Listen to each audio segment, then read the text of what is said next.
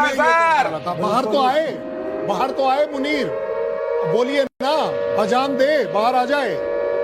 मैं तो आपको चैलेंज कर रहा हूं, बुलवा लीजिए बाहर उसे। जनरल मुनीर बंकर में है, पाकिस्तान फौज में भगदड़ मच गई है। बहुत जल्द आप ये सुन सकते हैं कि वो पतलूनें एक बार फिर से उतर रही हैं, जो 93,000 पतलूनें भारत ने उतारी थी 71 में। अब एक बार फिर से वो हो सकता है कि आपको होता हुआ दिखाई दे। और वही जो 71 में हुआ था, मुबारक हो बांग्लादेश हुआ, इस बार मुबारक हो बलूचिस्तान हुआ, इस बार मुबारक हो पश्चिमिस्तान हुआ है। हो सकता है बहुत जल्द आपको ये सुनने को मिल जाए।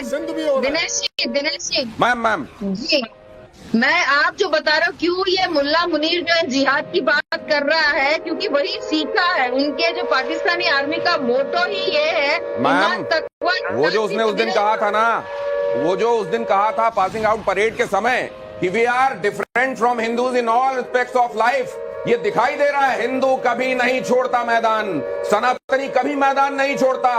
पुरजा पुरजा कट मरे तब न छाड़े खेत, ये हमारे पुरखों ने हमको सिखाया है। हमको ये नहीं सिखाया कि बड़ी बड़ी बातें करो और जब कभी वक्त आए तो उसके बाद बंकर में छिप जाओ, पतलूने उतरने लगे तब भी बाहर मत आओ। ये हमारे पुरखों ने हमको नहीं सिखाया है।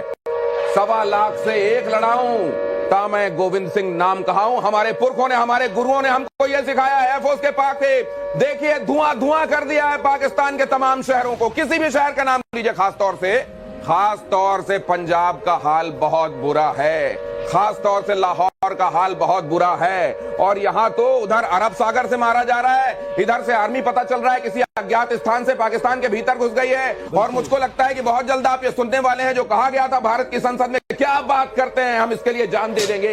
ये पाक ऑक्यूपाइड कश्मीर अब बहुत जल्दी आजाद होने वाला है, भारत के पास वापस आने वाला है। सर, मैं अतिशयोक्ति नहीं कर रहा हूं।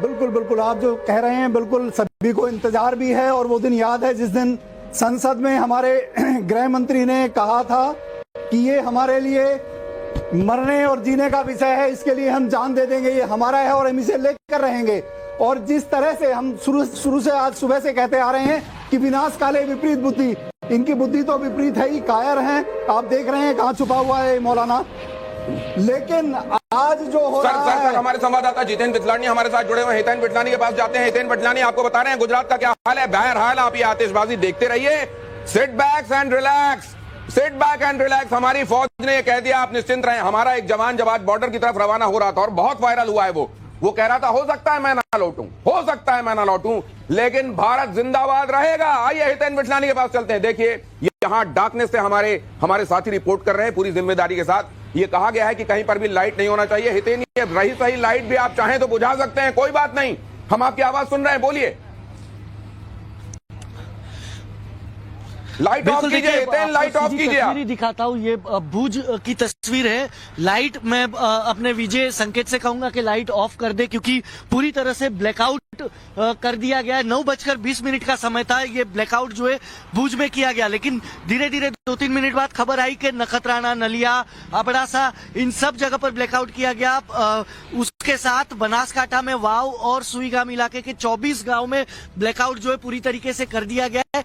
आपको बता दूं कि ओखा के पास IMBL पर नेवी तक एक्टिव हो चुकी है। और यहाँ पर जब सर क्रीक के पास 3 ड्रोन देखे गए 9:20 से 9:25 के आसपास, वो पाकिस्तान के F-16 के गिरने का वायरल वीडियो आप देखिए जरा। पाकिस्तान के F-16 के गिरने का वीडियो सामने आ गया है। हितेन बिटलानी आप अपनी बात पूरी कीजिएगा, लेकिन ये महत्वपूर्ण खबर है। पाकिस्तान के F-16 के गिरने का वीडियो सामने आया, देखिए कैसे मार गिराया गया F-16। कर्नल साहब, ये क्या दिखाई दे रहा है तस्वीरों में? ये दिखाई दे रहा है पाकिस्तान गिर रहा है, F-16 नहीं गिर रहा है। और F-16 गिरने की वजह से अब US को सबसे ज्यादा तकलीफ होगी, क्योंकि भाई साहब मार्केटिंग खत्म कर दी आपने। वहाँ JF-17 गिर गया, वो चाइना बुरा माने बैठा हुआ है कि आपने मेरी पूरी की पूरी मार्केट डाउन कर दी। ये अब दोनों की दोनों कंट्री पाकिस्तान के साथ खड़ी होने वाली नहीं है किसी भी हालत में, कहीं पर भी। और US ने एडवाइजरी दी थी पाकिस्तान को कि भारत के खिलाफ F-16 को यूज नहीं करना है। जाहिर है अब उन्हें फेस करना होगा, उन्हें भी। बट जैसा आपने बताया कर्नल साहब, बिल्कुल पाकिस्तान नीचे गिर रहा है और हम देख सकते हैं पाकिस्तान बहुत पहले नीचे गिर चुका है पूरी दुनिया की निगाहों में। पाकिस्तान बहुत पहले नीचे गिर चुका है पूरी इंसानियत की निगाहों में। लेकिन आज पाकिस्तान को, उसके फाइटर जेट को आसमान से गिरता हुआ भी देख लीजिए। और ये असल में वो फाइटर जेट है जो पाकिस्तान को अमेरिका ने दिया था, F-16। इसलिए F-16 का गिरना इन अ वे अमेरिका के लिए भी बहुत अच्छी खबर नहीं है। लेकिन क्या करोगे, man behind the machine important होता है। और मैडम वर्लिन हमको बताएंगी, मैन बिहाइंड द मशीन के मामले में जब हिंदुस्तान का आकलन किया जाता है तो पाकिस्तान के मुकाबले हमारे मुकाबले, हमारे एक के मुकाबले वो 2.5 होते हैं। मतलब उनके 2.5 के बराबर हमारा एक आदमी होता है। बुद्धि में, ताकत में, विवेक में, कमिटमेंट में, निष्ठा में हमारा एक जो है उनके 2.5 के बराबर होता है। और मैं तो कहता हूं ये भी असल में अंडर एस्टिमेशन है। हमारा एक उनके 100 के बराबर होता है। इस्लामाबाद में दहशत में नवाज शरीफ का खानदान लीजिए।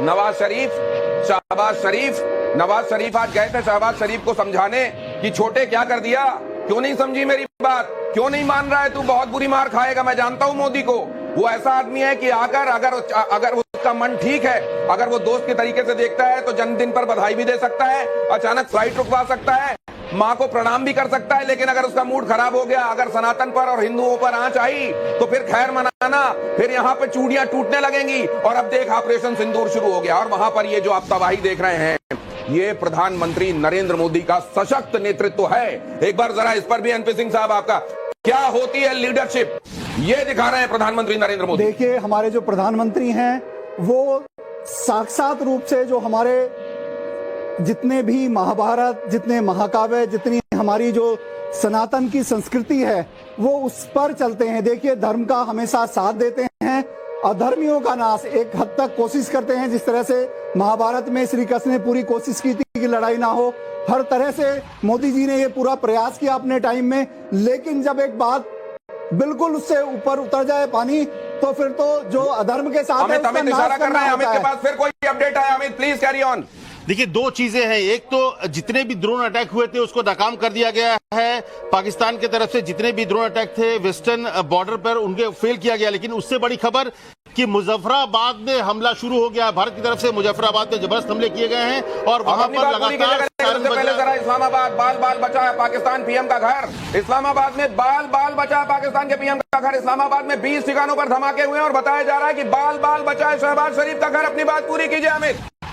जी हाँ, देखिए, ये बड़ी खबर है कि शहबाज शरीफ के घर के ठीक बगल में ही बड़े हमले किए गए हैं और निश्चित तौर पर बाल बाल बचे हैं। लेकिन मुजफ्फराबाद, लाहौर, रावलपिंडी, हर तरफ सिर्फ और सिर्फ धमाके हो रहे हैं। जबरदस्त तरीके के सायरन बज रहे हैं। पूरा पाकिस्तान थर्रा रहा है क्योंकि शरीफ नाम के आगे लगा लेने से कोई शरीफ नहीं हो जाता, गाजी नाम के आगे लगा लेने से कोई गाजी नहीं हो जाता। और आज हिंदुस्तान दिखा रहा है। मैडम मीरा मेरे साथ जुड़ी हुई हैं और उन्होंने आज दिन में ही कह दिया था कि भारतीय नारी एक दिन सिंदूर नहीं लगाती, अपने सुहाग की मंगल कामना के लिए हर दिन सिंदूर लगाती है और ये सिंदूर लगाया जाना जारी रहेगा।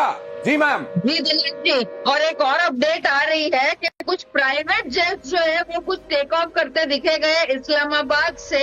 चलिए, शायद कहाँ जाएंगे? लंदन जाएंगे, दुबई जाएंगे, कहाँ जाने वाले हैं ये? जी जी जी, तो अभी बहुत जल्द ये भी खबर आ सकती है क्योंकि उनका काम केवल भागना है, वो भगोड़े चाहे